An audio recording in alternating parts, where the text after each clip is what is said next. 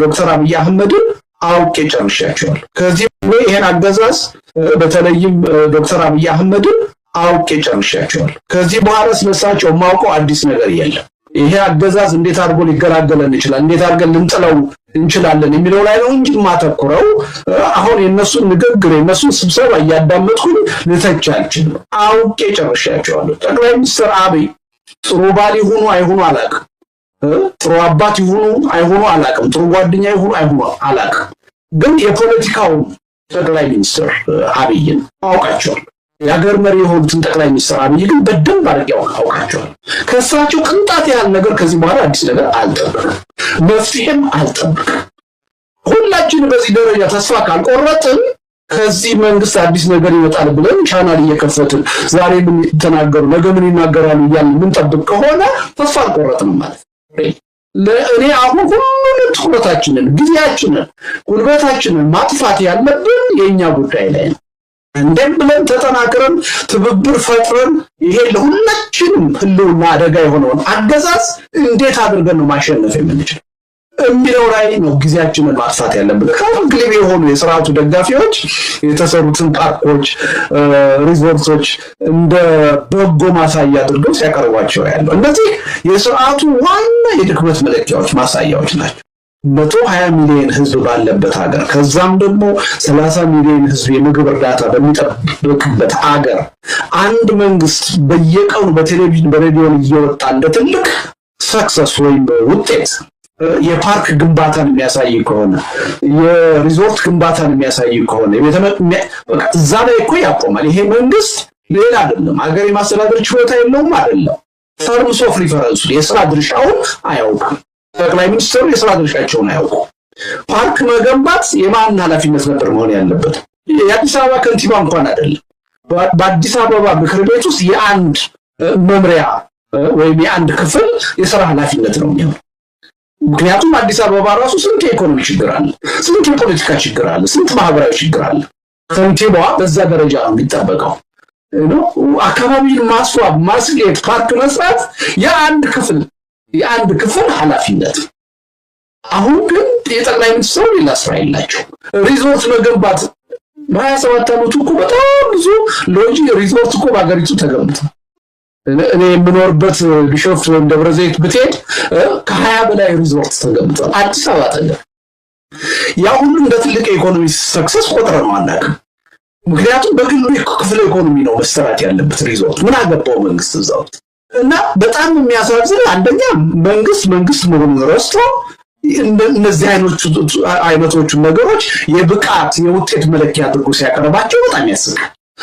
የሱ ደጋፊዎች ደግሞ ይሄን እንደ ትልቅ ቁም ነገር ቆጥረው ይሄ ተሰራ ብለው ሲያቀርቡ በጣም ነው የሚያሳዝን። እኔ እነዚህ ነገሮች ባይሰሩ የማናየው ሌላ ነገር መንግስት እየሰራ ሊሆን ይችላል ብዬ ትንሽ ልጽናናችን ነበር። መንግስት ግን ሁልጊዜ በአደባባይ እየመጣ የሚያሳየን ፓርክን እና ሪዞርትን ከሆነ በቃ የሥራ ድርሻውን አያውቅም፣ እየሰራ አይደለም። አገሪቱ በዘፈቀደ ነው እየቀጠለች ያለችው እና ለዚህም ነው አሁን የጸጥታ ችግራችን ምናምን ሲሻሻል ማናየው ሲፈታ ማናየው። ለዛ ትኩረት ያደረገ መንግስት የለም፣ አይጨነቅም። የሚጨነቀው አብረቅራቂ ነገር አዲስ አበባ ላይ ፈጥሬ እንዴት እነዚህ የሚደግፉኝ በቀቀን የሆኑ ደጋፊዎችን እንዲጮሁ ድልስታቸው ሌላ አይደለም። እና የሚያሳዝነው ይሄ ነው። አንድ ጠቅላይ ሚኒስትር ነው ኢትዮጵያን እየመራ በየዓመቱ አንዳንድ መጽሐፍ ጻፍኩ ብሎ ወይም 3 መጽሐፍ ጻፍኩ ብሎ ሲወጣ ምንድን ነው የምትረዳው?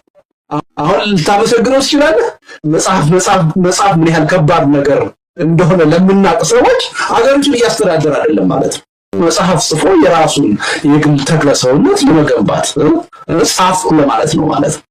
እና ብዙዎቹ የዚህ ስራ ጠንካራ ጎን ተደረገው በደጋፊዎቹ የሚነገሩ ነገሮች በጣም የሥርዓቱን ብልሹነት የሥርዓቱን አላዋቂነት ደካማነት የሚያሳዩ ነገሮች ናቸው። እና እኔ ማዝነው ምለኔ ሁሉ ጊዜ ፖለቲካዬ የምክንያት እንዲሆን ፈልጋለሁ። የተሰሩ ስህተቶችን ብቻ መናገር ሳይሆን በጎ ነገሮች ሲሰሩ እነዛን ነገሮች መደገፍ ማድነቅ የፖለቲካ ባህላችን እንዲሆን ነው የምፈልገው። ይሄ መንግስት ግን ይሄ አገዛዝ ከመጣ በኋላ ግን ይሄን እድል እንኳን ነስቶን ምን ብለን እናመስግን? እና ለአንዳንድ ተመልካች ጭፍን ተቃዋሚ የሆኑ ሁሉ ያስመስላል። እኔ ላደርግ አልችልም። ሪዞርት ሰራ ብዬ ሪዞርት በመስራቱ ይሄን መንግስት እከሰዋለሁ እንጂ አላደርገው። ፓርክ ሰራ ብዬ ላደርገው አልችልም። እንደውም እከሰዋለሁ። ለምን? ቅድም እንዳልኩ የስራው ድርሻ ይኖርና ባመሰግን በጣም ነው ደስ የሚለኝ።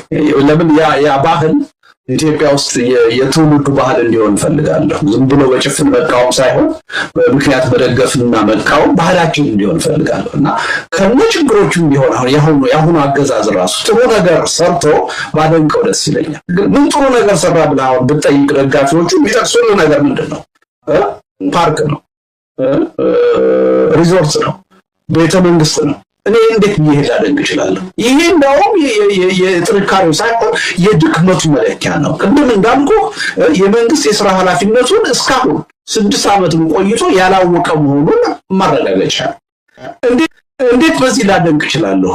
የትኛው ገደል ላፋፍ ላይ መለሳት ወደ ባሰ ገደል ጨመራት እንጂ ኢህአዴግ እሳቸው ወደ ስልጣን ሲመጡ እና ጠቅላይ ሚኒስትር ኃይለማርያም ከስልጣን ሲለቁ የነበረችው ኢትዮጵያ አንድ አይደለች።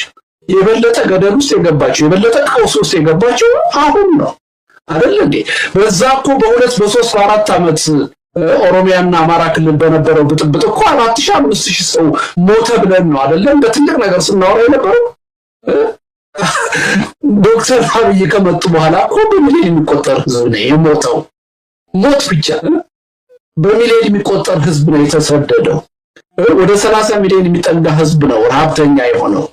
እንግዲህ የከተማውን ስርዓት ቤቱ እየፈረሰ ችግር ውስጥ የገባውን ሳንቆጥር ማለት ነው። እና እኔ እኮ ቢኖርና እኮ ብናመሰግን ደስታውን አንችለውም ነበር።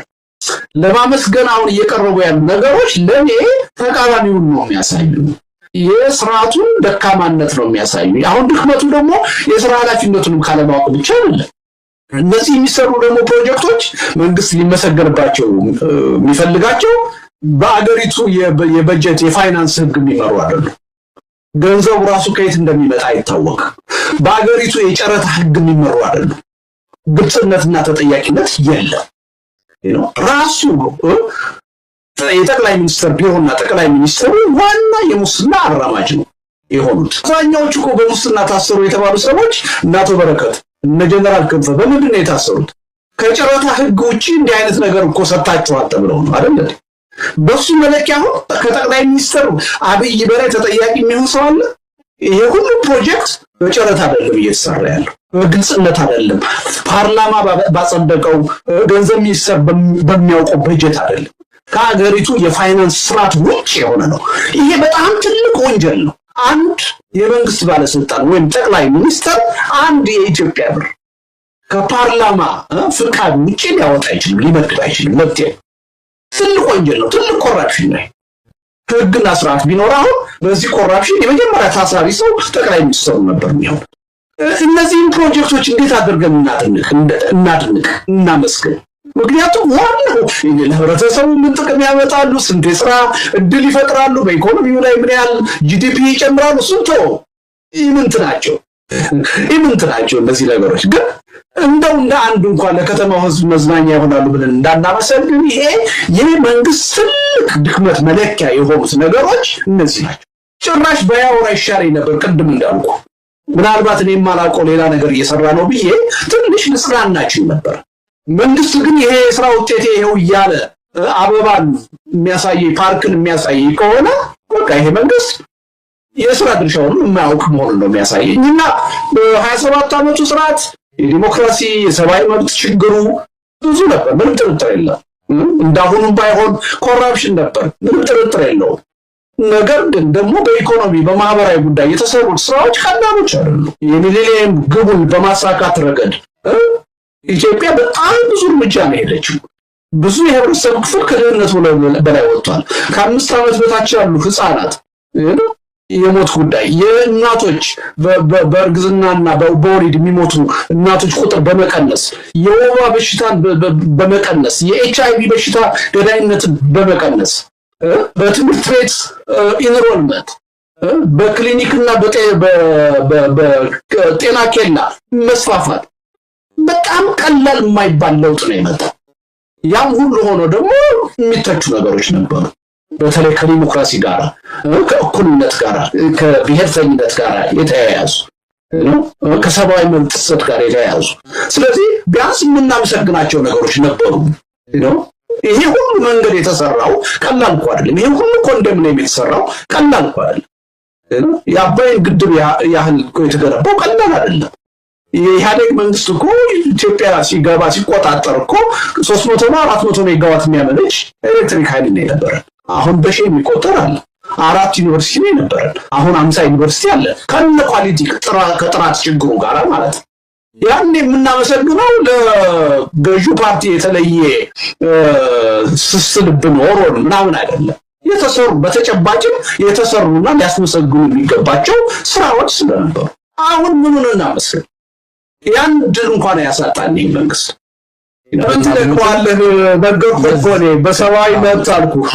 በሰብአዊ መብት በህዝብ አንድነት በብሔርተኝነት በዲሞክራሲ ጥያቄ ብዙ ችግሮችን ኢትዮጵያን የባህር በር በማሳጣት ልቀጥልልህ እችላለሁ ይሄ ደካማ ጎኑ ነው ጥፋቱ ነው ደግሞ የሰራው ልማት ደግሞ አለ አዲስ አበባ በኢህአዴግ ጊዜ ከ3 ከ4 እጥፍ ያላነሰ ነው ያደገችው ይሄ ቀላል ነገር አይደል መንገድ በብዙ 100,000 ኪሎ ሜትር ነው የተሰራው ይሄ ቀላል አይደለም ያ ህዝቡን ያቀራረበ ያገናኘ ነው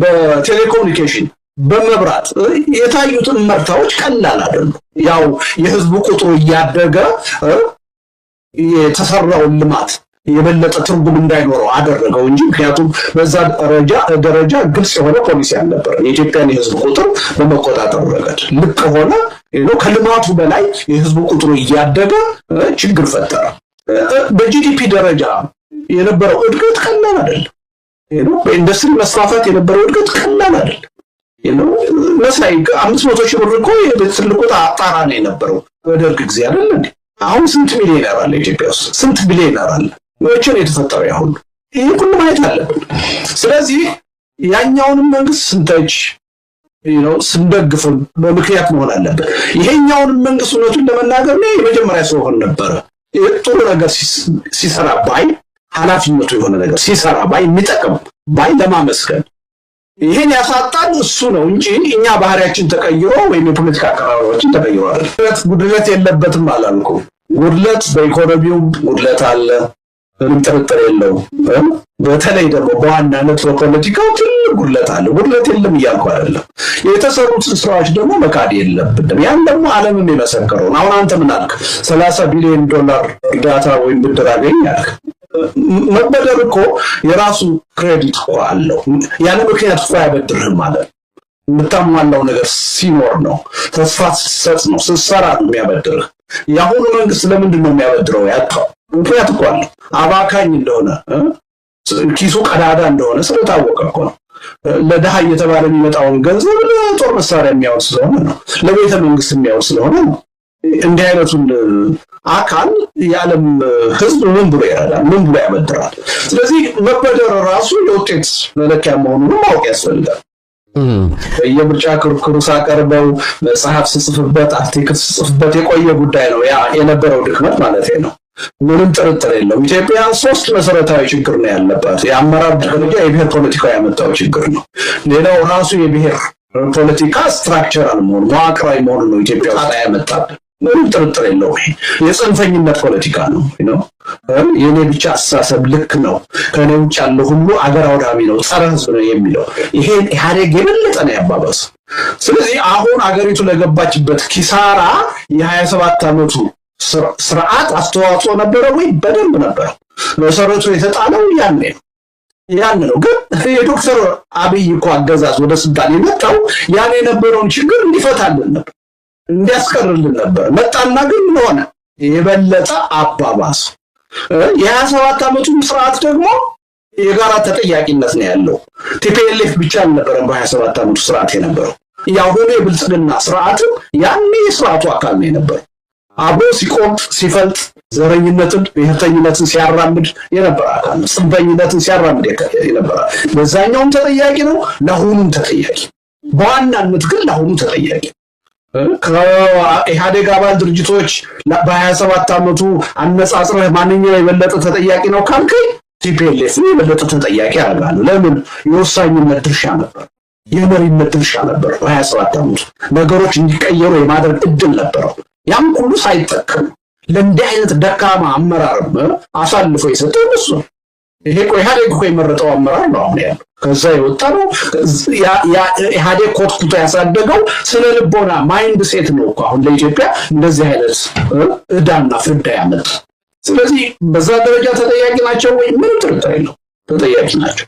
ግን ሁሉም ነገር በ27 ዓመት የነበረውንም 4 ድርጅቶች ነበሩ እንደሚገባቸው ነው ተጠያቂ መሆን ያለባቸው፣ ተመስጋኝ መሆን ያለባቸው።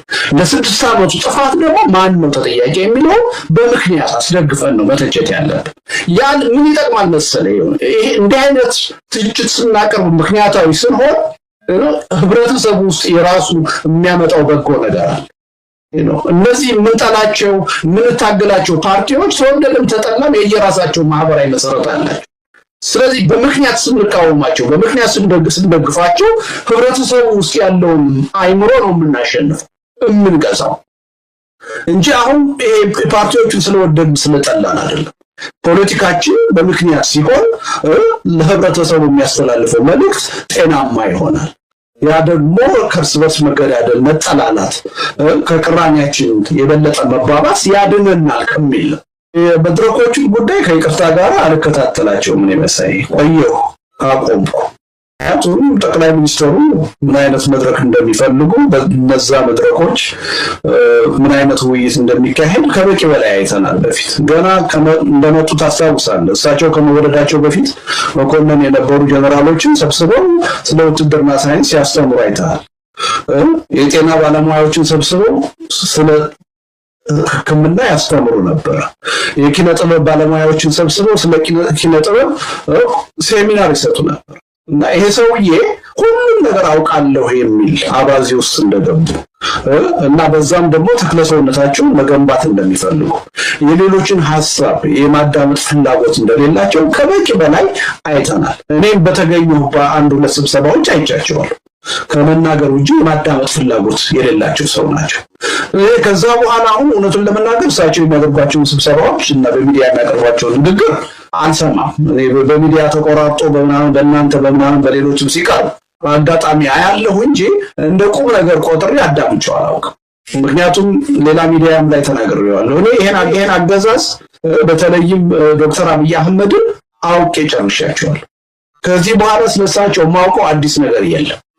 ይሄ አገዛዝ እንዴት አድርጎ ሊገላገለን ይችላል፣ እንዴት አድርገን ልንጥለው እንችላለን የሚለው ላይ ነው እንጂ ማተኩረው አሁን የነሱን ንግግር የነሱን ስብሰባ እያዳመጥኩኝ ልተች አልችልም። አውቄ ጨርሻቸዋለሁ። ጠቅላይ ሚኒስትር አብይ ጥሩ ባል ይሁኑ አይሁኑ አላውቅም፣ ጥሩ አባት ይሁኑ አይሁኑ አላውቅም፣ ጥሩ ጓደኛ ይሁኑ አይሁኑ አላውቅም። ግን የፖለቲካው ጠቅላይ ሚኒስትር አብይን አውቃቸዋለሁ። የሀገር መሪ የሆኑትን ጠቅላይ ሚኒስትር አብይ ግን በደንብ አድርጌ አውቃቸዋለሁ። ከእሳቸው ቅንጣት ያህል ነገር ከዚህ በኋላ አዲስ ነገር አልጠብቅም፣ መፍትሄም አልጠብቅም። ሁላችን በዚህ ደረጃ ተስፋ ካልቆረጥን ከዚህ መንግስት አዲስ ነገር ይወጣል ብለን ቻናል እየከፈትን ዛሬ ምን ተናገሩ ነገ ምን ይናገራሉ እያልን የምንጠብቅ ከሆነ ተስፋ አልቆረጥንም ማለት እኔ አሁን ሁሉንም ትኩረታችንን፣ ጊዜያችንን፣ ጉልበታችንን ማጥፋት ያለብን የኛ ጉዳይ ላይ ነው። እንደም ብለን ተጠናክረን ትብብር ፈጥረን ይሄ ለሁላችንም ህልውና አደጋ የሆነውን አገዛዝ እንዴት አድርገን ነው ማሸነፍ የምንችለው የሚለው ላይ ነው ጊዜያችንን ማጥፋት ያለብን። ለምሳሌ በመጀመሪያ ቀን ነው ሁለተኛ ቀን ስንነጋገር ፕሊዝ 50% ፕሮግራምህን ተቋሚው ላይ ስራ፣ ስለ መንግስት ብቻ ማውራታችሁን ተው ያኔ ያልኩት እና እኔ ብዙም ትርጉም የሚሰጠኝ አይደለም። የሾው ስብሰባዎች ናቸው፣ የገጽታ ግንባታዎች ናቸው።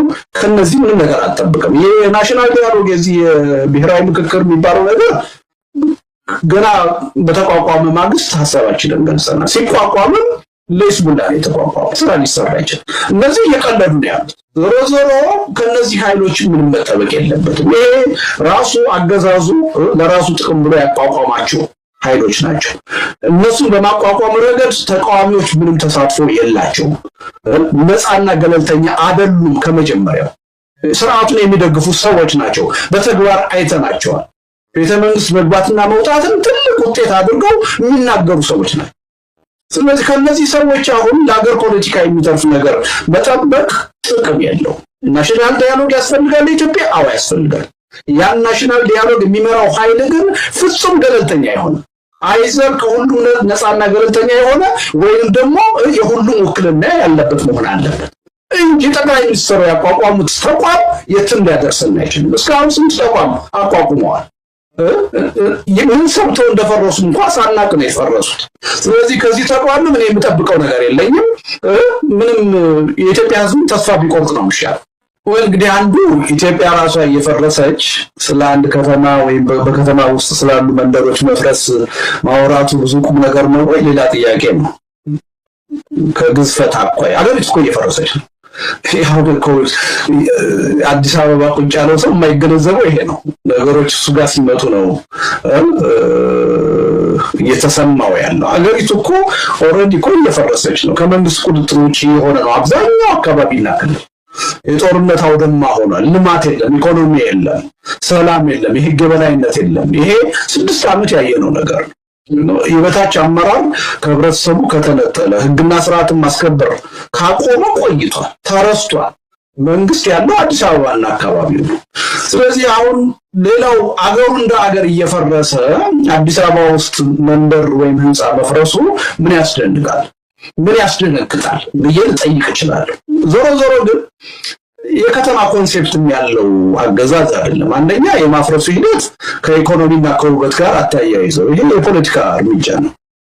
ሁለተኛ ስለ ከተማ ምንነቱም የሚያውቅ አካል አይደለም። ይሄ ለአንድ ከተማ አሮጌ መንደር ሀብት ነው እንጂ መጥፎ ነገር አይደለም። አሮጌ ከተማን ታድሰዋለህ እንጂ አታፍርሰው።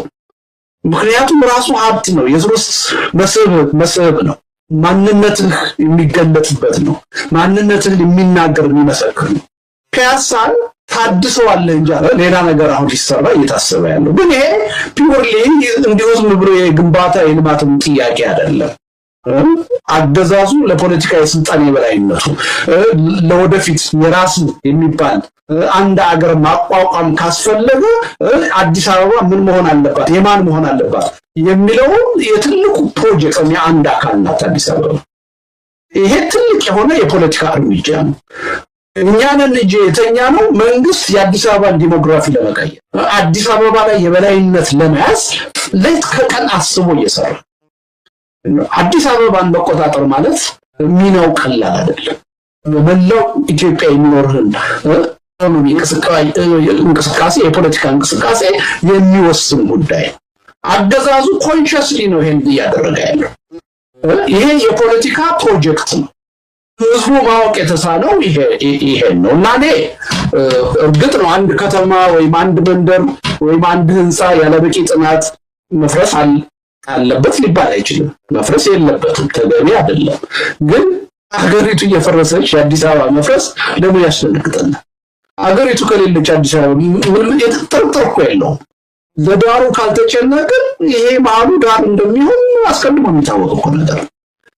የትግራይ ልደቱ አዲስ አበባ ላይ ይህንን እርምጃ የወሰዱት አንደኛ በጣም ፈጣን ይሆናል የማፍረሱ ግባቸው ማለት ዳሩን ከማፍረስ አዲስ አበባ በተለይ ኢትዮጵያዊነት መገለጫዋ ብዙ ነገርን ያዘች አዲስ አበባ ላይ ይሄንን ብለዋል። የሰበሩን ቦታ ሰብረናቸዋል ያሉት ያለ ምክንያት አይደለም። ስለዚህ እንዲፈጥንላቸው ለማድረግ አስበው ይሆን? እንዳልከው ዳሩ ፈርሷል። ምንም 70% የሀገሪቱን ክፍል የሚቆጣጠር አገዛዝ አይደለም። ግን እዚህ ላይ አዲስ አበባ ላይ ማፍረስ በተለይ ትግራይንና አማራን እዛ በጦርነት ጠምዶ እዚህ ይህንን ነገር ማድረግ ለግባቸው ለዓላማቸው የበለጠ ጊዜውን ያሳጥረናል ብለው ነው ወይስ ምንድነው? እንደው ከጀርባ ያለው አንደኛ ማሰብ ያለብን እኛንን እንጂ ትኩረት ያልሰጠነው ከፊታችን ከ2 ዓመት በኋላ የሚመጣውን ምርጫ እያሰሩ ነው እነሱ አንዱ እየሰሩ ያሉት ነው።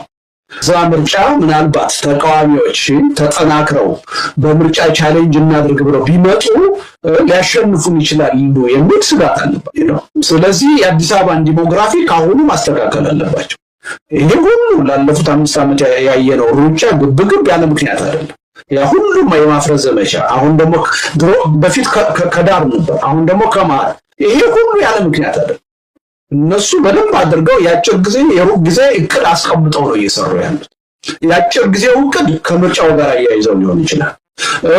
የመካከለኛውና የሩቅ ጊዜው እቅድ ደግሞ ነገ ከነገ ወዲያ ኢትዮጵያን ማስተዳደር የማንችልበት እድል ከተፈጠረ አንቀጽ 39 ተጠቅመን የራሳችንን ክልል እንገነጥላለን ብለው ሊያስቡ ይችላሉ።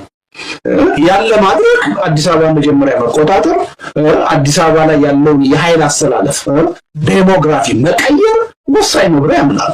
ያን እየሰሩ እነሱ የሚሰሩት ኮንሽስሊ ነው። እኛ ግን ኮንሽስሊ ይሄን እየሰራን አይደለም። የኛ ፓርቲ ገና ከምርጫ 97 በፊት ነው በ92 ዓመተ ምህረት አዲስ አበባን መቆጣጠር ምን ያህል ለወደፊቱ የኢትዮጵያ ህልውና ራሱ አስፈላጊ መሆኑን አውቀን የተንቀሳቀስ። ለዛ ነው 92 ዓመተ ምህረት ላይ ዋናው ዓላማችን አዲስ አበባን ነፃ ማውጣት ነው የሚል ነበር የምርጫ የቅስቀሳ ሞቷችን ነው። ቅንጅት ጋር ሆነን ስንወዳደር ትልቁ ትኩረታችን የኛ የነበረው አዲስ አበባ። ለዛ ነው ኢዴፓ ከቅንጅት አባል ድርጅቶች ውስጥ 63% መቀመጫ ያሸነፈ ማጆሪቲ የኛ ነበር። ለምን?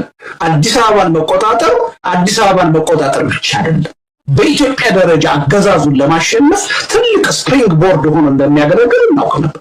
ምክንያቱም አዲስ አበባ ስራ አለው ሁሉ 75% ሂውማን ሪሶርስ እዛ ነው ያለው። 75% ኢኮኖሚ ያለው እዛ ነው። የተማረ ሰው ያለው እዛ ነው። አዲስ አበባን መቆጣጠር ለኔ ግማሽ ኢትዮጵያን መቆጣጠር ማለት ነው። አጠቃላይ የፖለቲካ ኃይል አሰላለፉን በመለወጥ ረገድ ያለው ሚና ከፍተኛ። ለዚህ ነው ከ97 ጀምሮ ተቃዋሚዎች አዲስ አበባ ላይ መፈናፈኛ እንዳይኖረን ሲያደርግ የነበረው ኢህአዴግ ያለ ምክንያት አይደለም። ተቃዋሚዎች በቀላሉ ባጭር ጊዜ ልንቆጣጠረው የምንችለው አዲስ አበባ መሆኑን በቅንጅት ጊዜ አሳይተናቸው ነበር።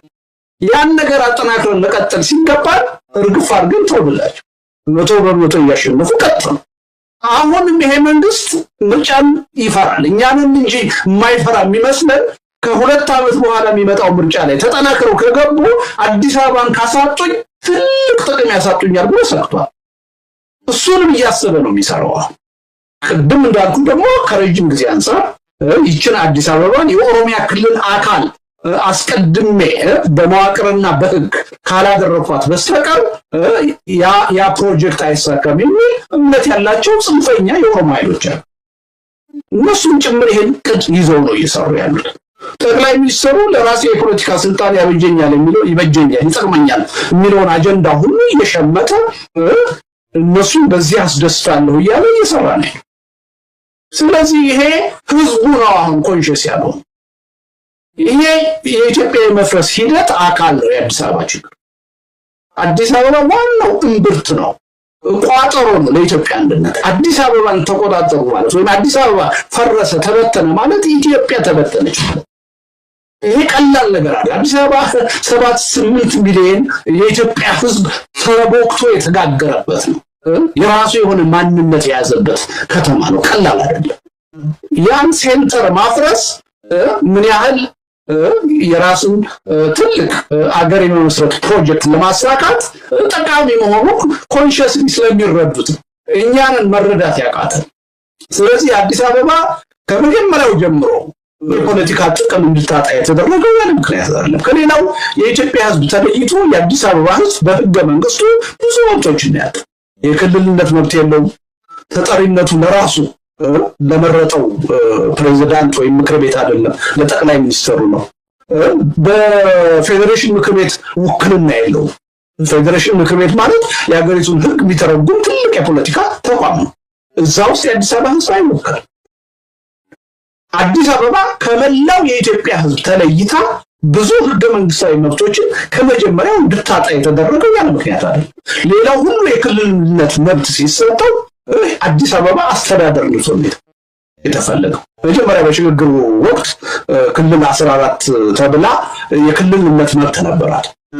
ይሄ አደገኛ ነው። እዚህ ከተማ ያለው ኃይል ዶክተር አብይ አህመድን አውቄ ጨርሻቸዋለሁ። ከዚህ ይሄን አገዛዝ በተለይም ዶክተር አብይ አህመድን አውቄ ጨርሻቸዋለሁ። ከዚህ በኋላ ስለሳቸው ማውቀው አዲስ ነገር የለም። ይሄ አገዛዝ እንዴት አድርጎ ሊገላገለን ይችላል፣ እንዴት አድርገን ልንጥለው እንችላለን የሚለው ላይ ነው እንጂ ማተኩረው አሁን የነሱን ንግግር የነሱን ስብሰባ እያዳመጥኩኝ ልተች አልችልም። አውቄ ጨርሻቸዋለሁ። ጠቅላይ ሚኒስትር አብይ ጥሩ ባል ይሁኑ አይሁኑ አላውቅም፣ ጥሩ አባት ይሁኑ አይሁኑ አላውቅም፣ ጥሩ ጓደኛ ይሁኑ አይሁኑ አላውቅም። ግን የፖለቲካው ጠቅላይ ሚኒስትር አብይን አውቃቸዋለሁ። የሀገር መሪ የሆኑትን ጠቅላይ ሚኒስትር አብይ ግን በደንብ አድርጌ አውቃቸዋለሁ። ከእሳቸው ቅንጣት ያህል ነገር ከዚህ በኋላ አዲስ ነገር አልጠብቅም፣ መፍትሄም አልጠብቅም።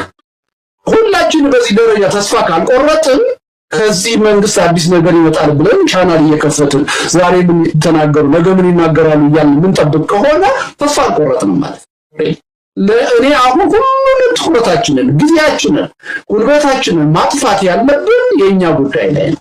እንደም ብለን ተጠናክረን ትብብር ፈጥረን ይሄ ለሁላችንም ህልውና አደጋ የሆነውን አገዛዝ እንዴት አድርገን ነው ማሸነፍ የምንችለው የሚለው ላይ ነው ጊዜያችንን ማጥፋት ያለብን። ከግልብ የሆኑ የሥርዓቱ ደጋፊዎች የተሰሩትን ፓርኮች ሪዞርቶች እንደ በጎ ማሳያ አድርገው ሲያቀርቧቸው ያለው እነዚህ የሥርዓቱ ዋና የድክመት መለኪያዎች ማሳያዎች ናቸው።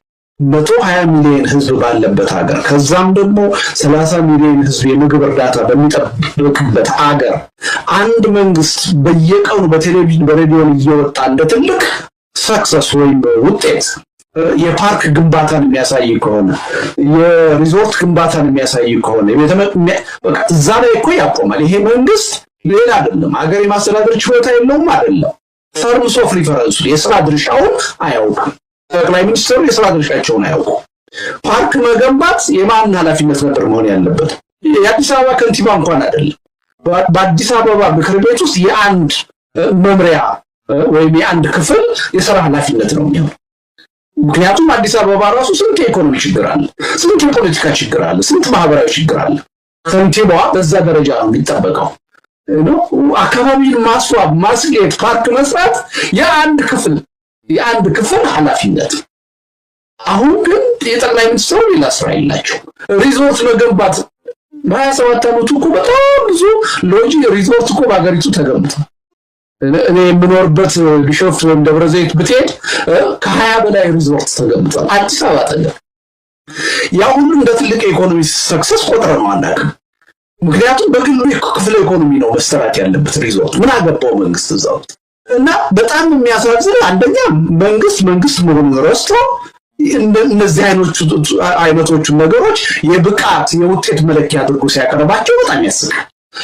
የሱ ደጋፊዎች ደግሞ ይሄን እንደ ትልቅ ቁም ነገር ቆጥረው ይሄ ተሰራ ብለው ሲያቀርቡ በጣም ነው የሚያሳዝን። እኔ እነዚህ ነገሮች ባይሰሩ የማናየው ሌላ ነገር መንግስት እየሰራ ሊሆን ይችላል ብዬ ትንሽ ልጽናናችን ነበር። መንግስት ግን ሁልጊዜ በአደባባይ እየመጣ የሚያሳየን ፓርክንና ሪዞርትን ከሆነ በቃ የስራ ድርሻውን አያውቅም፣ እየሰራ አይደለም። አገሪቱ በዘፈቀደ ነው እየቀጠለች ያለችው እና ለዚህም ነው አሁን የጸጥታ ችግራችን ምናምን ሲሻሻል ማናየው ሲፈታ ማናየው።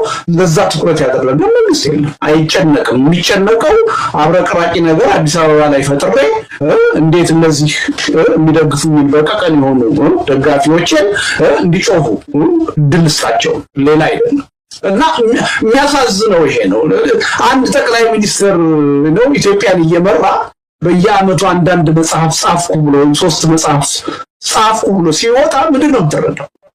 አሁን ልታመሰግነው ትችላለህ። መጽሐፍ ምን ያህል ከባድ ነገር እንደሆነ ለምናውቅ ሰዎች አገሪቱን እያስተዳደረ አይደለም ማለት ነው። መጽሐፍ ጽፎ የራሱን የግል ተክለሰውነት ለመገንባት ጻፍኩ ለማለት ነው ማለት ነው። እና ብዙዎቹ የዚህ ስራ ጠንካራ ጎን ተደረገው በደጋፊዎቹ የሚነገሩ ነገሮች በጣም የስርዓቱን ብልሹነት የስርዓቱን አላዋቂነት ደካማነት የሚያሳዩ ነገሮች ናቸው። እና ማዝ ነው ምን ሁልጊዜ ፖለቲካዬ የምክንያት እንዲሆን ፈልጋለሁ። የተሰሩ ስህተቶችን ብቻ መናገር ሳይሆን በጎ ነገሮች ሲሰሩ እነዛን ነገሮች መደገፍ ማድነቅ የፖለቲካ ባህላችን እንዲሆን ነው የምፈልገው። ይሄ መንግስት ግን ይሄ አገዛዝ ከመጣ በኋላ ግን ይሄን እድል እንኳን ነስቶን ምን ብለን እናመስግን? እና ለአንዳንድ ተመልካች ጭፍን ተቃዋሚ የሆኑ ሁሉ ያስመስላል። እኔ ላደንቅ አልችልም። ሪዞርት ሰራ ብዬ ሪዞርት በመስራቱ ይሄን መንግስት እከሰዋለሁ እንጂ አላደንቀው። ፓርክ ሰራ ብዬ ላደንቀው አልችልም። እንደውም እከሰዋለሁ። ለምን? ቅድም እንዳልኩ የስራው ድርሻ ቢኖርና ባመሰግን በጣም ነው ደስ የሚለኝ። ለምን ያ ባህል ኢትዮጵያ ውስጥ የትውልዱ ባህል እንዲሆን ፈልጋለሁ። ዝም ብሎ በጭፍን መቃወም ሳይሆን በምክንያት መደገፍና መቃወም ባህላችን እንዲሆን ፈልጋለሁ እና ከነችግሮቹ ቢሆን ያሁኑ አገዛዝ ራሱ ጥሩ ነገር ሰርቶ ባደንቀው ደስ ይለኛል። ግን ምን ጥሩ ነገር ሰራ ብለህ አሁን ብትጠይቅ ደጋፊዎቹ የሚጠቅሱልህ ነገር ምንድን ነው? ፓርክ ነው፣ ሪዞርት ነው፣ ቤተ መንግስት ነው። እኔ እንዴት ይሄ ላደንቅ እችላለሁ? ይሄ እንደውም የጥንካሬው ሳይሆን የድክመቱ መለኪያ ነው። ቅድም እንዳልኩ የመንግስት የሥራ ኃላፊነቱን እስካሁን 6 ዓመትም ቆይቶ ያላወቀ መሆኑን ማረጋገጫ ነው። እንዴት በዚህ ላደንቅ እችላለሁ? የትኛው ገደል ላፋፍ ላይ መልሳት ወደ ባሰ ገደል ጨመራት እንጂ ኢህአዴግ እሳቸው ወደ ስልጣን ሲመጡና ጠቅላይ ሚኒስትር ኃይለማርያም ከስልጣን ሲለቁ የነበረችው ኢትዮጵያ አይደለች። የበለጠ ገደል ውስጥ የገባችው የበለጠ ቀውስ ውስጥ የገባችው አሁን ነው አይደል እንዴ? በዛ እኮ በ2 በ3 በ4 ዓመት ኦሮሚያና አማራ ክልል በነበረው ብጥብጥ እኮ 4000-5000 ሰው ሞተ ብለን ነው አይደለም በትልቅ ነገር ስናወራ የነበረው። ዶክተር አብይ ከመጡ በኋላ እኮ በሚሊዮን የሚቆጠር ህዝብ ነው የሞተው። ሞት ብቻ በሚሊዮን የሚቆጠር ህዝብ ነው የተሰደደው። ወደ 30 ሚሊዮን የሚጠጋ ህዝብ ነው ረሃብተኛ የሆነው። እንግዲህ የከተማውን ስርዓት ቤቱ እየፈረሰ ችግር ውስጥ የገባውን ሳንቆጥር ማለት ነው። እና እኔ እኮ ቢኖርና እኮ ብናመሰግን ደስታውን አንችለውም ነበር። ለማመስገን አሁን እየቀረቡ ያሉ ነገሮች ለኔ ተቃራኒውን ነው የሚያሳዩ። የስርዓቱን ደካማነት ነው የሚያሳዩ። አሁን ድክመቱ ደግሞ የስራ ኃላፊነቱንም ካለማወቅ ብቻ አይደለም። እነዚህ የሚሰሩ ደግሞ ፕሮጀክቶች መንግስት ሊመሰገንባቸው የሚፈልጋቸው በአገሪቱ የበጀት የፋይናንስ ህግ የሚመሩ አይደሉም።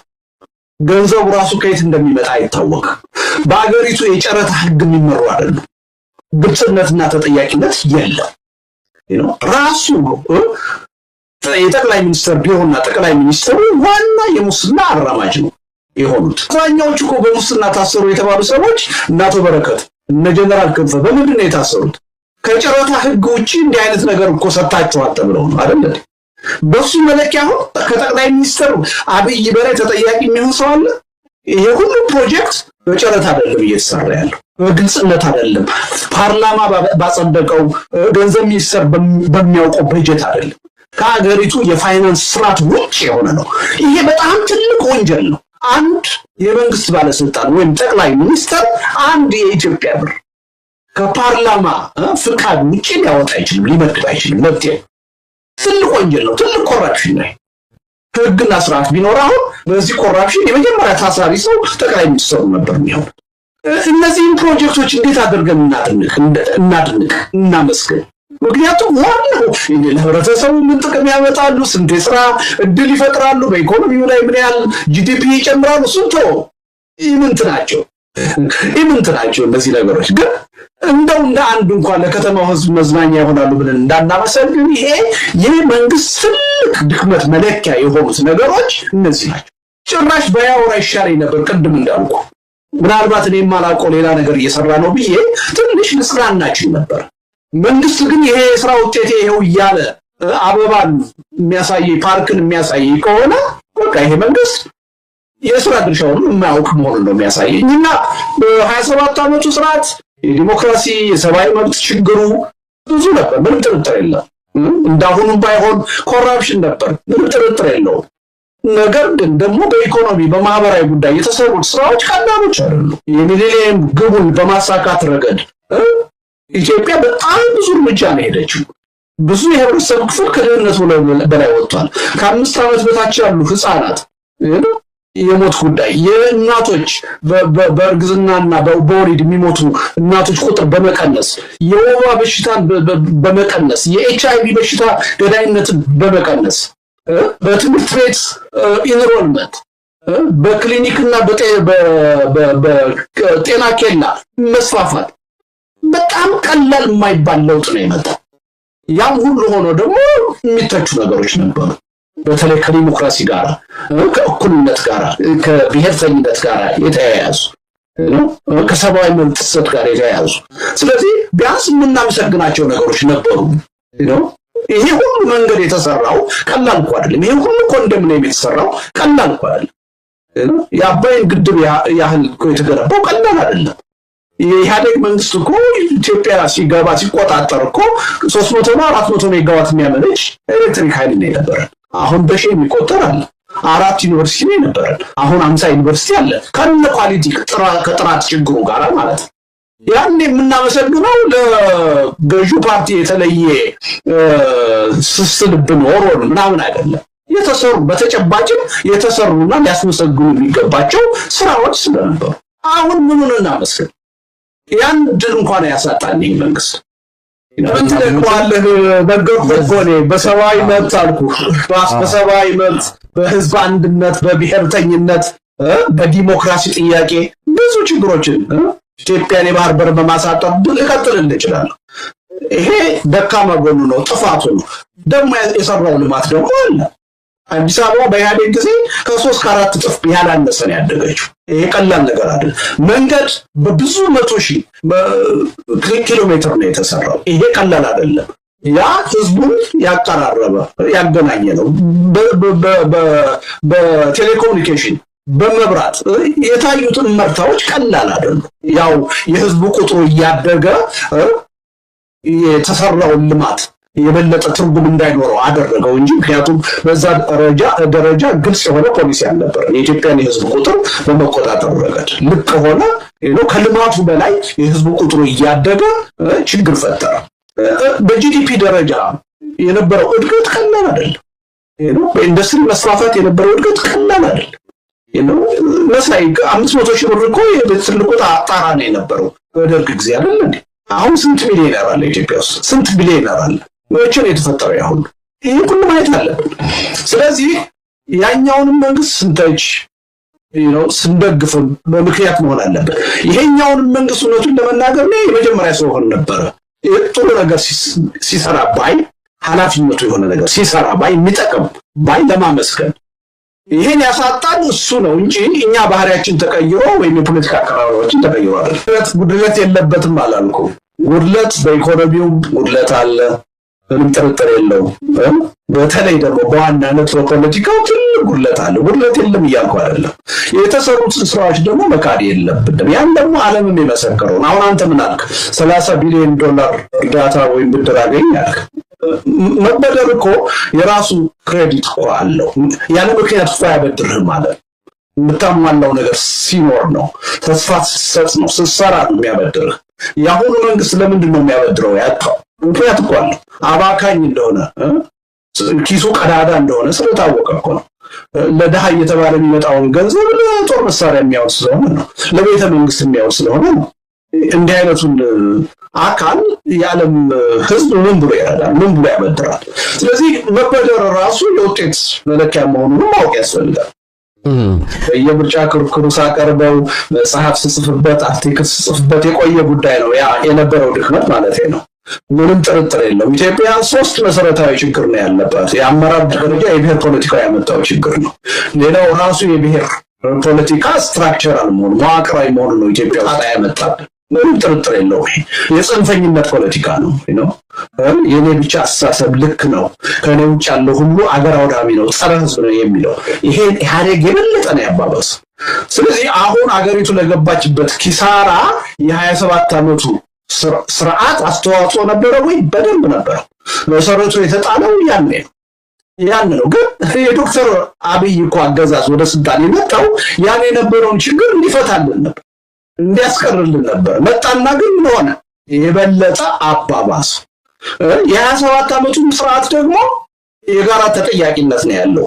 ቲፒኤልኤፍ ብቻ አልነበረም በ27 ዓመቱ ስርዓት የነበረው። ያሁኑ የብልጽግና ስርዓትም ያኔ የስርዓቱ አካል ነው የነበረው። አብሮ ሲቆም ሲፈልጥ ዘረኝነትን ብሔርተኝነትን ሲያራምድ የነበረ አካል ነው። ጽንፈኝነትን ሲያራምድ የነበረ በዛኛውም ተጠያቂ ነው፣ ለአሁኑም ተጠያቂ።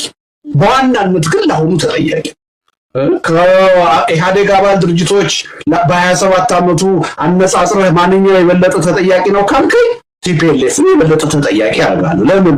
የወሳኝነት ድርሻ ነበር፣ የመሪነት ድርሻ ነበር። በ27 ዓመቱ ነገሮች እንዲቀየሩ የማድረግ እድል ነበረው። ያም ሁሉ ሳይጠቀም ለእንዲህ አይነት ደካማ አመራር አሳልፎ የሰጠው እሱ ነው። ይሄ ኢህአዴግ እኮ የመረጠው አመራር ነው አሁን ያለው። ከዛ የወጣ ነው።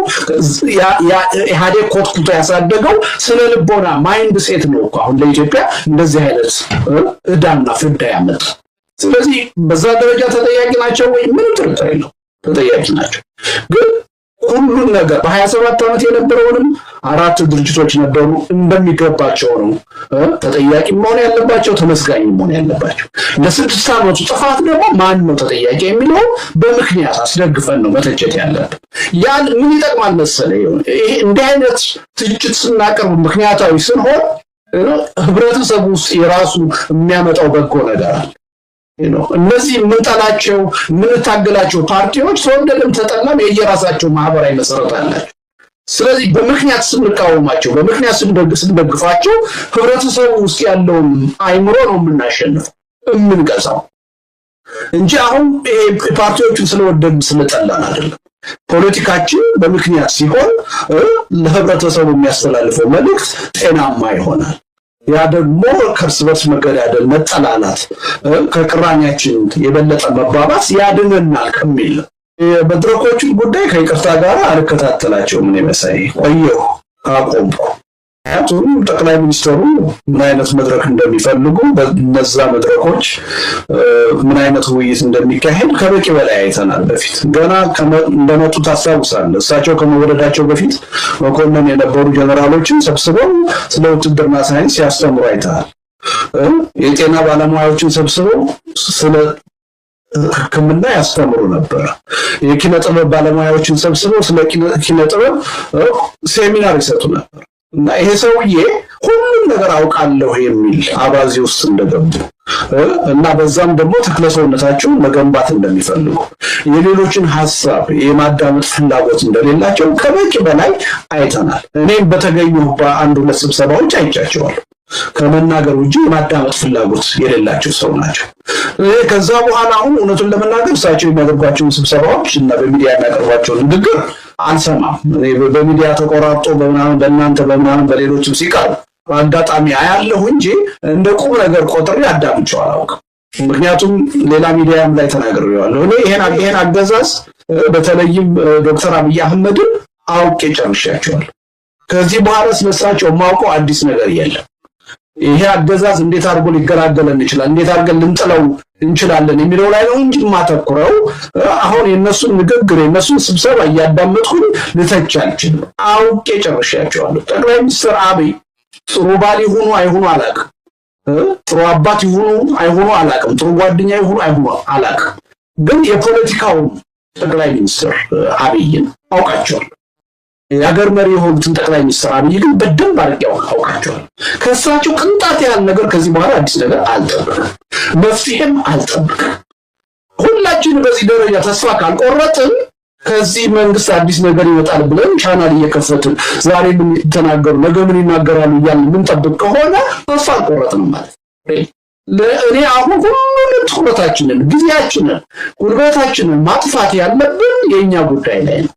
እንደም ብለን ተጠናክረን ትብብር ፈጥረን ይሄ ለሁላችንም ህልውና አደጋ የሆነውን አገዛዝ እንዴት አድርገን ነው ማሸነፍ የምንችለው የሚለው ላይ ነው ጊዜያችንን ማጥፋት ያለብን። ለምሳሌ በመጀመሪያ ቀን ነው ሁለተኛ ቀን ስንነጋገር ፕሊዝ 50% ፕሮግራምህን ተቋሚው ላይ ስራ፣ ስለ መንግስት ብቻ ማውራታችሁን ተው ያኔ ያልኩት እና እኔ ብዙም ትርጉም የሚሰጠኝ አይደለም።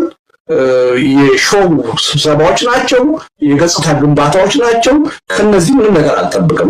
የናሽናል ዲያሎግ የዚህ ብሔራዊ ምክክር የሚባለው ነገር ገና በተቋቋመ ማግስት ሀሳባችንን ገልጸናል። ሲቋቋምም ለይስሙላ ነው የተቋቋመው፣ ስራ ሊሰራ ይችላል። እነዚህ እየቀለዱ ነው ያሉት። ዞሮ ዞሮ ከነዚህ ኃይሎች ምንም መጠበቅ የለበትም። ይሄ ራሱ አገዛዙ ለራሱ ጥቅም ብሎ ያቋቋማቸው ኃይሎች ናቸው። እነሱን በማቋቋም ረገድ ተቃዋሚዎች ምንም ተሳትፎ የላቸውም። ነፃና ገለልተኛ አይደሉም። ከመጀመሪያው ስርዓቱን የሚደግፉ ሰዎች ናቸው። በተግባር አይተናቸዋል። ቤተ መንግስት መግባትና መውጣትን ትልቅ ውጤት አድርገው የሚናገሩ ሰዎች ናቸው። ስለዚህ ከነዚህ ሰዎች አሁን ለሀገር ፖለቲካ የሚተርፍ ነገር መጠበቅ ጥቅም የለው። ናሽናል ዲያሎግ ያስፈልጋል ኢትዮጵያ? አዎ ያስፈልጋል። ያን ናሽናል ዲያሎግ የሚመራው ኃይል ግን ፍጹም ገለልተኛ አይሆንም። አይዘር ከሁሉም ነፃና ገለልተኛ የሆነ ወይም ደግሞ የሁሉም ውክልና ያለበት መሆን አለበት እንጂ ጠቅላይ ሚኒስትሩ ያቋቋሙት ተቋም የትም ሊያደርሰን አይችልም። እስካሁን ስንት ተቋም አቋቁመዋል። ምን ሰምተው እንደፈረሱ እንኳን ሳናቅ ነው የፈረሱት። ስለዚህ ከዚህ ተቋም ምን የምጠብቀው ነገር የለኝም። ምንም የኢትዮጵያ ሕዝብ ተስፋ ቢቆርጥ ነው የሚሻለው። ወይ እንግዲህ አንዱ ኢትዮጵያ ራሷ እየፈረሰች ስለ አንድ ከተማ ወይም በከተማ ውስጥ ስላሉ መንደሮች መፍረስ ማውራቱ ብዙ ቁም ነገር ነው ወይ ሌላ ጥያቄ ነው። ከግዝፈት አኳያ አገሪቱ እኮ እየፈረሰች ነው። ያው አዲስ አበባ ቁጭ ያለው ሰው የማይገነዘበው ይሄ ነው። ነገሮች እሱ ጋር ሲመጡ ነው እየተሰማው ያለው። አገሪቱ እኮ ኦልሬዲ እኮ እየፈረሰች ነው። ከመንግስት ቁጥጥር ውጭ የሆነ ነው አብዛኛው አካባቢና ክልል። የጦርነት አውድማ ሆኗል። ልማት የለም፣ ኢኮኖሚ የለም፣ ሰላም የለም፣ የህግ የበላይነት የለም። ይሄ 6 ዓመት ያየነው ነገር ነው። የበታች አመራር ከህብረተሰቡ ከተነጠለ ህግና ስርዓትን ማስከበር ካቆመ ቆይቷል፣ ተረስቷል። መንግስት ያለው አዲስ አበባና አካባቢው ነው።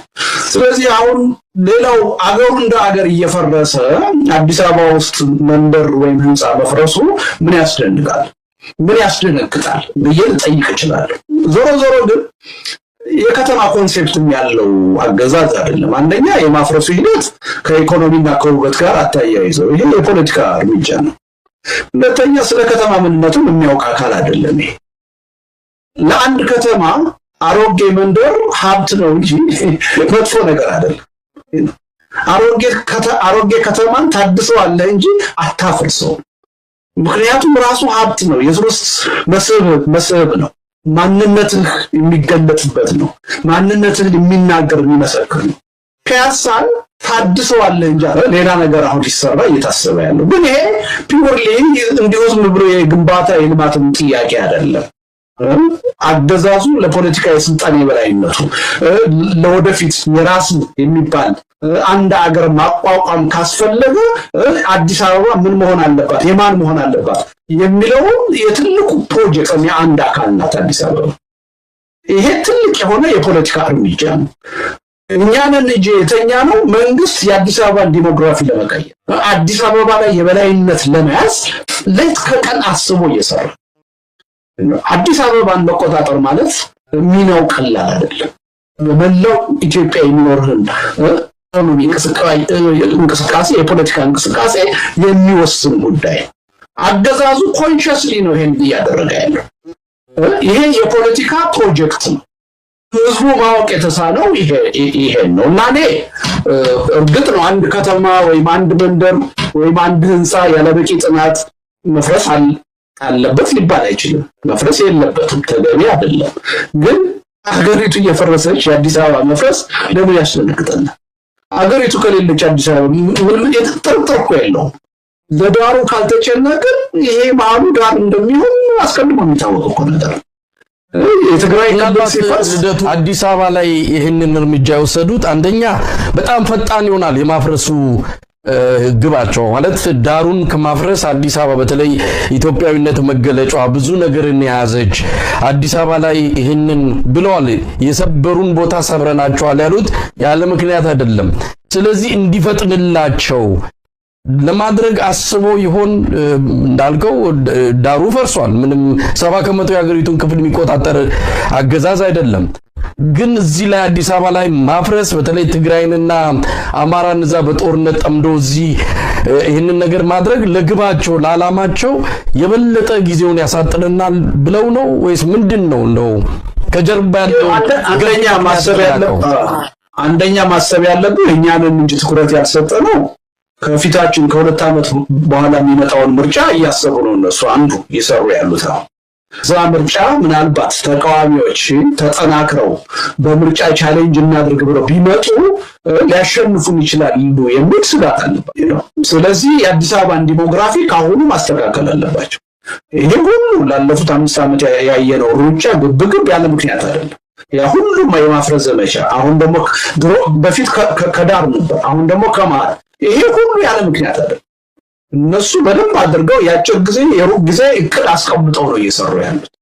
ያጭር ጊዜው እቅድ ከምርጫው ጋር አያይዘው ሊሆን ይችላል። የመካከለኛውና የሩቅ ጊዜው እቅድ ደግሞ ነገ ከነገ ወዲያ ኢትዮጵያን ማስተዳደር የማንችልበት እድል ነው።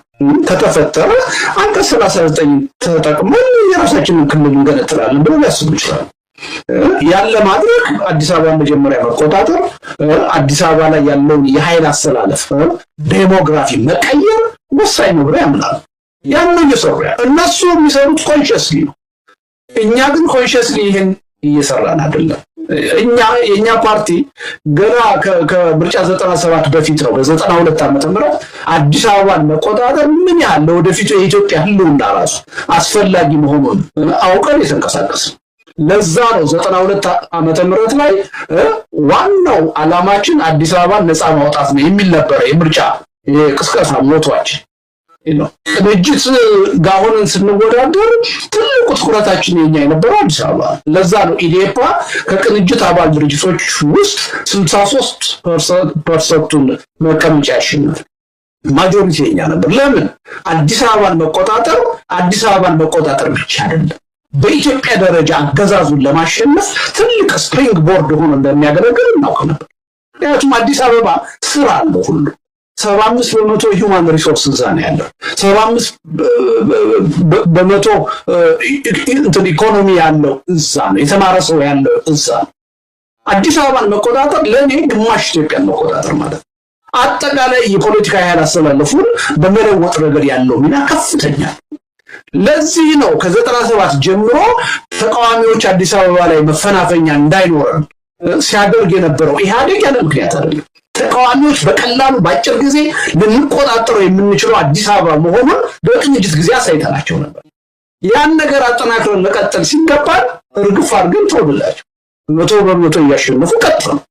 አሁንም ይሄ መንግስት ምርጫን ይፈራል። እኛንን እንጂ የማይፈራ የሚመስለን ከ2 ዓመት በኋላ የሚመጣው ምርጫ ላይ ተጠናክረው ከገቡ አዲስ አበባን ካሳጡኝ ትልቅ ጥቅም ያሳጡኛል ብሎ ሰክቷል።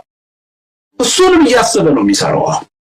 ቅድም እንዳልኩ ደግሞ ከረጅም ጊዜ አንፃር ይችን አዲስ አበባን የኦሮሚያ ክልል አካል አስቀድሜ በመዋቅርና በህግ ካላደረኳት በስተቀር ያ ፕሮጀክት አይሳካም የሚል እምነት ያላቸው ጽንፈኛ የኦሮሞ ኃይሎች አሉ። እነሱም ጭምር ይሄን ቅድ ይዘው ነው እየሰሩ ያሉት። ጠቅላይ ሚኒስትሩ ለራሴ የፖለቲካ ስልጣን ያበጀኛል የሚለው ይበጀኛል፣ ይጠቅመኛል የሚለውን አጀንዳ ሁሉ እየሸመተ እነሱም በዚህ አስደስታለሁ እያለ እየሰራ ነው። ስለዚህ ይሄ ህዝቡ ነው አሁን ኮንሽስ ያለው። ይሄ የኢትዮጵያ የመፍረስ ሂደት አካል ነው። የአዲስ አበባ ችግር አዲስ አበባ ዋናው እምብርት ነው፣ ቋጠሮ ነው ለኢትዮጵያ አንድነት። አዲስ አበባን ተቆጣጠሩ ማለት ወይም አዲስ አበባ ፈረሰ ተበተነ ማለት ኢትዮጵያ ተበተነች ማለት ይሄ ቀላል ነገር አይደል። አዲስ አበባ 7-8 ሚሊዮን የኢትዮጵያ ህዝብ ተቦክቶ የተጋገረበት ነው። የራሱ የሆነ ማንነት የያዘበት ከተማ ነው። ቀላል አይደለም። ያን ሴንተር ማፍረስ ምን ያህል የራሱን ትልቅ አገር የመመስረት ፕሮጀክት ለማሳካት ጠቃሚ መሆኑ ኮንሽስሊ ስለሚረዱት እኛንን መረዳት ያቃተን።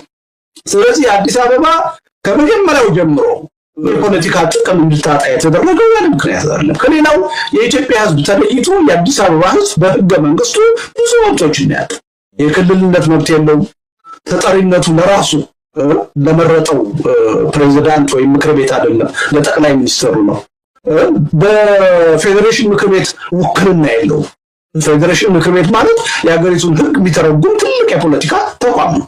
እዛ ውስጥ የአዲስ አበባ ህዝብ አይወከልም።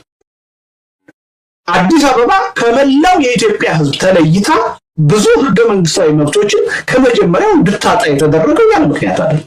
ሌላው ሁሉ የክልልነት መብት ሲሰጠው አዲስ አበባ አስተዳደር ነው የተፈለገው። መጀመሪያ በሽግግሩ ወቅት ክልል 14 ተብላ የክልልነት መብት ነበራት።